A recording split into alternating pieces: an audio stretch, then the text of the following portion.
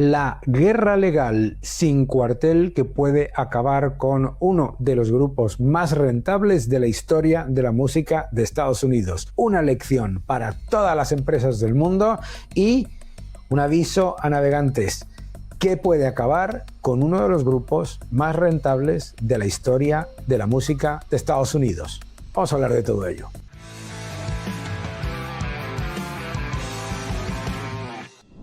Hay muy pocos grupos de rock más rentables que Journey. Journey se creó a principios de los años 70 de la escisión de algunos músicos de la banda Santana, recordaréis Santana, que teniendo ya una gigantesca experiencia como músicos, lo que querían era formar un grupo de fusión, de jazz, rock, blues, etc. Y recibieron un contrato de la CBS. ¿Y qué es lo que ocurrió? Los primeros álbumes de este grupo, Journey, fueron un fracaso absoluto. Los primeros álbumes eran fundamentalmente muy experimentales y tenían en esta recopilación, podías encontrar pues un estilo que claramente no vendía discos. El grupo se encontraba en una situación muy compleja. ¿Y qué es lo que aparece primero? Lección número 1. El manager que controla maravillosamente el proyecto. Herbie Herbert, manager de Journey, les dice: necesitáis un cantante que os lleve al éxito. Y se traen a Steve Perry y cambia todo radicalmente. Vamos a ver qué es lo que ocurre y cómo se llega a la cantidad de batallas legales en la que están inmersos hoy en día. La visión de Herbie Herbert, el manager de Journey, era muy clara: crear una historia en un grupo. El grupo Journey, los discos Infinity, Evolution, Departure, Capture, todos con un, digamos, motivo único prácticamente y con un historial que llevase a que fuese una especie de experiencia mundial.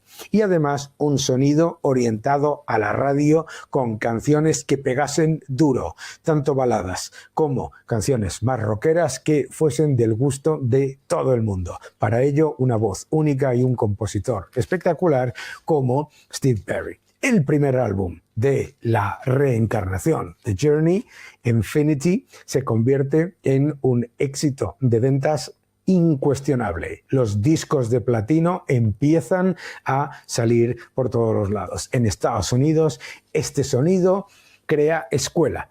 Los players de la radio, todas las estaciones de radio, etcétera, encuentran exactamente el sonido que gusta a todo el mundo y que además atrae a los más rockeros, a las chicas a las que le gustan las baladas, a la gente más mayor que le gusta la música más melódica, a la gente más joven que le gustan los solos de guitarra potentes, a los que buscan grandes músicos, a los que les gusta el rock sinfónico con texturas complejas y a la vez a los que les gustan las cosas más sencillas con ritmos sincopados y melodías fáciles de cantar.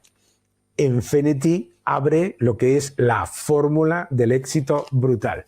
A él se une Evolution. Evolution ya lleva a nuevas cotas de éxito y el grupo ya se convierte en una máquina de discos de platino. Infinity, Evolution, Departure genera ya más éxitos todavía, ya empieza a ser una norma el encontrar 3 y 4 canciones de éxito en cada uno de los discos y Departure también alcanza las mayores cotas de ventas. El grupo ya es claramente uno de los más rentables de Estados Unidos y todavía no hemos llegado a los años 80.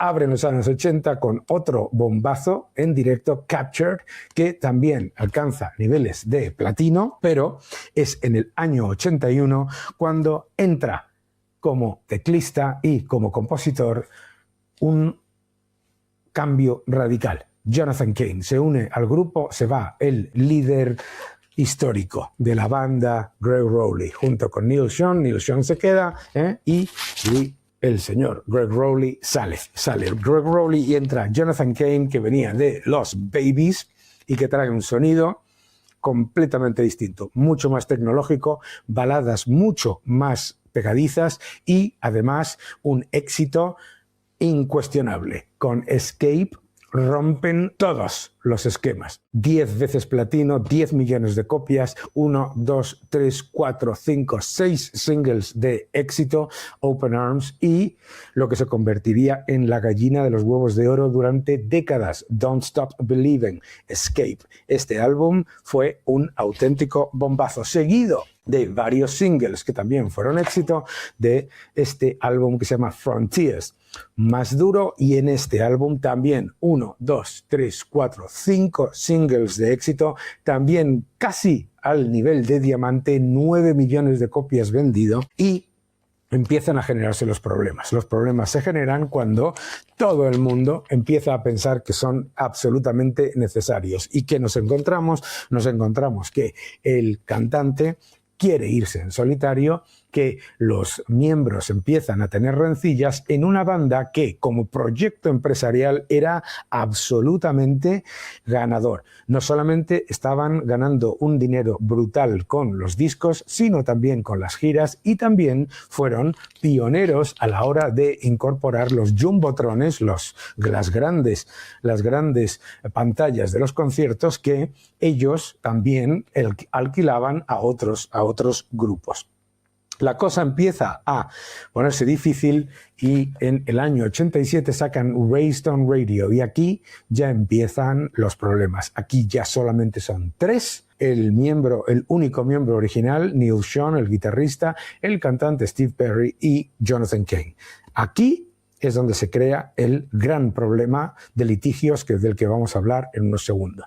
Bien, este álbum también tiene un gran éxito, no llega a las cotas de los 2 anteriores, pero sigue siendo multiplatino, 1, 2, 3, 4 singles de éxito, un absoluto éxito, pero el cantante Steve Perry ya ha metido en la banda a 2 de los miembros de su banda en solitaria, el bajista y el batería, y la banda Journey se queda en Journey como Neil Schon, Steve Perry y Jonathan Cain, esas 3 personas como los que tienen la marca. ¿Por qué es importante?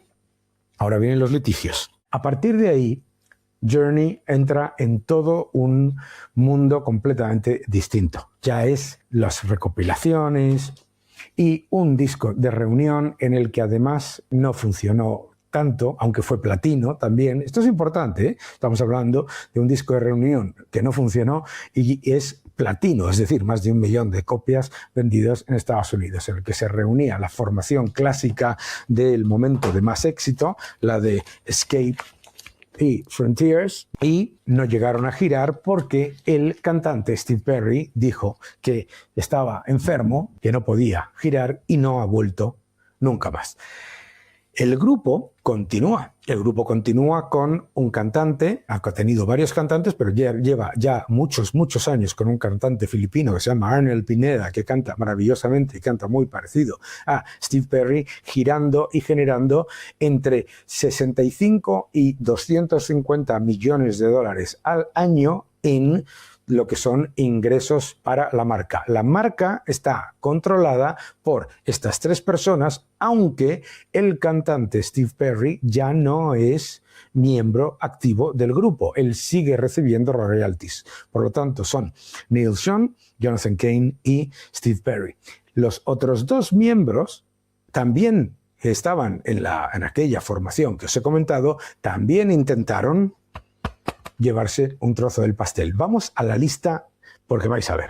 El nuevo orden económico mundial, ya en 3ª edición, el nuevo orden económico mundial, el título de mi nuevo libro. No te lo pierdas, te va a gustar. El nuevo orden económico mundial. 52 millones de discos vendidos, más de 100 millones de álbumes vendidos en todo el mundo, 52 millones en Estados Unidos, y uno de los éxitos más grandes con no 1, sino 2 discos de diamante por más de 10 millones de ventas en Estados Unidos exclusivamente. Estamos hablando de uno de los grupos más rentables de la historia. Las giras y el negocio en directo genera entre 2,9 mil millones de dólares en los tiempos más de éxito de este grupo, y en algunos casos han generado entre los 250 y los 300 millones de dólares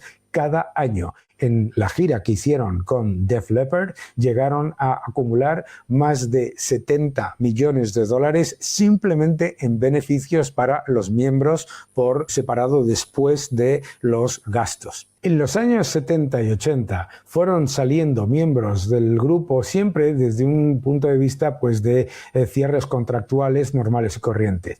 El manager Herbie Herbert controlaba al grupo como un general de división, un auténtico héroe del management. Ahora, ¿qué es lo que ha ocurrido fundamentalmente desde el año 87 en el que la marca Journey se queda en el miembro original Neal Schon, el que llegó en el año 77, el señor Steve Perry, el cantante, y el teclista y arreglista y compositor Jonathan Cain, que llegó en el año 81. Empezamos en el año 2000 y entre los 2000 y los 2010 el núcleo de litigios pasa a ser por el control de la marca Journey y las entidades que explotan la marca. La estructura gira en torno a unas sociedades que se llaman Nightmare Productions, Freedom 2020 y Freedom NWNJ, donde los socios principales, que son esas tres personas, Neal Schon, Jonathan Cain y Steve Perry, discuten sobre el reparto y los derechos.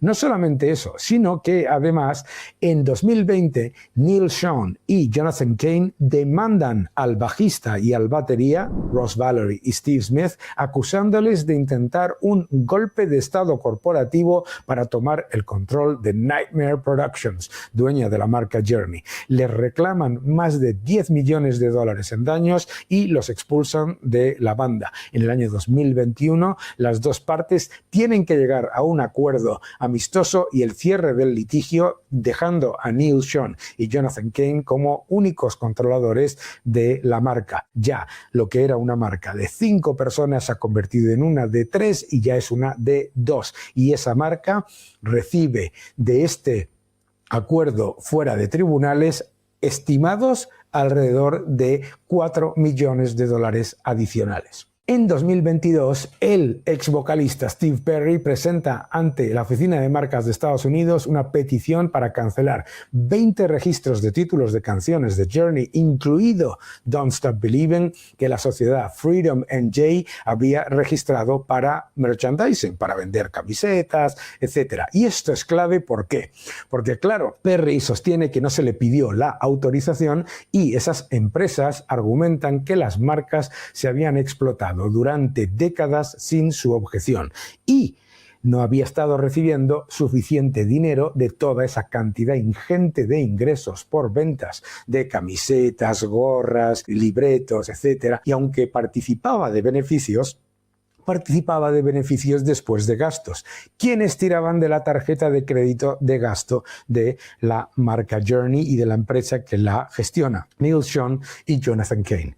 Y ahí viene la siguiente guerra legal, que es ahora mismo brutal. Entre el año 2022 y el año 2024, la relación de Neal Schon con el teclista Jonathan Cain no solamente se deteriora por elementos, curiosamente, que empiezan por la ideología. Jonathan Cain es el marido de la líder espiritual y la asesora religiosa del presidente Donald Trump. Neal Schon no quiere política. Jonathan Cain es una persona bastante política. A raíz de una visita a la Casa Blanca con Donald Trump y luego, por cuestiones económicas, Schon demanda a Jonathan Cain por negarle acceso a los extractos de la tarjeta American Express corporativa, alegando falta de transparencia. Neal Schon, por un lado, pide eso y por el otro lado, Jonathan Cain le acusa de gastar 2 millones de dólares al año de la tarjeta corporativa. En respuesta, se lleva todo un análisis de los gastos personales de la tarjeta entre 2023 y 2024. La tarjeta corporativa de Journey era una empresa en sí misma. El gasto en gastos personales de la tarjeta corporativa superaba los 7 millones de dólares anuales. estas nuevas demandas sobre uso indebido de los fondos y bloqueo de pagos de la sociedad, hasta el punto de que hubo alegaciones de tensiones de caja, riesgos y hasta la posibilidad de cancelar. De hecho, se canceló una gira por Europa, de algunas fechas por lo menos. En agosto de 2024 se nombra por un tribunal un director independiente, un custodio para resolver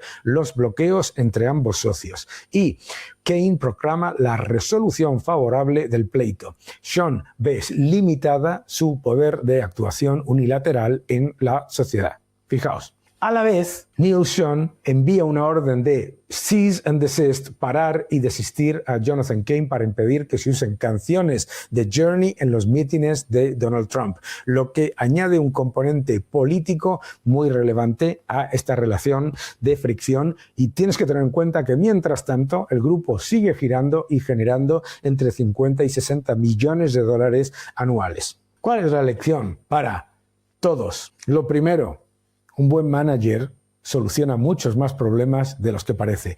Cuando el manager de Journey era Herbie Herbert, la situación estaba controlada porque controlaba a los miembros como si fuese un general. Es más, también es una lección saber que la mayor cantidad de ingresos de una marca potente como esta se generan cuando piensas que no van a ocurrir. El cantante Steve Perry nunca se imaginaría que estando retirado iba a ganar como está ganando hoy por tener parte de la marca, más que cuando estaba cantando, girando y teniendo éxitos con el grupo. Lección número 3. Cuidado con tus socios. El control de los gastos de la empresa es tan importante como la empresa en sí misma. Número 4. Las batallas legales pueden hundir hasta al grupo más rentable de la historia de los Estados Unidos. ¿Rentable por qué? Porque muchos pensaréis, oye, ¿y qué pasa con los Eagles, los Beach Boys, Doobie Brothers, tantos de estos grupos que son muy rentables? Efectivamente. Estamos hablando de una marca que no solamente genera una enorme cantidad de dinero por los royalties de las canciones, sino por las giras que se generan continuamente y además por toda la cantidad de marcas adyacentes en las que ellos han invertido a lo largo de los años. Estamos hablando de personas que están en disputas de millones y millones, un auténtico negocio para los abogados. Lo que empezó siendo un experimento de jazz rock con veleidades hippies y de amor y paz, se convirtió en una corporación de éxito, discos de platino. Discos que lo que han generado han sido éxitos que están todos los días en las radios de Estados Unidos y del mundo. Discos de multiplatino, discos de diamante. Discos que han vendido millones y millones de álbums y además una marca que genera una enorme cantidad de ingresos anuales que se acercan a los 50 y hasta ha llegado a los 250 millones de dólares en una época en la que ya han pasado, digamos, su máximo. En el pico, en el máximo, en el cenit de su carrera, Journey generaba 150 millones de dólares al año de aquella época. Estamos hablando de cantidades absolutamente brutales. Lección para todos. Hay que dejar las cosas muy claras porque si no, termina siendo un gran negocio para los abogados. Que no te engañen.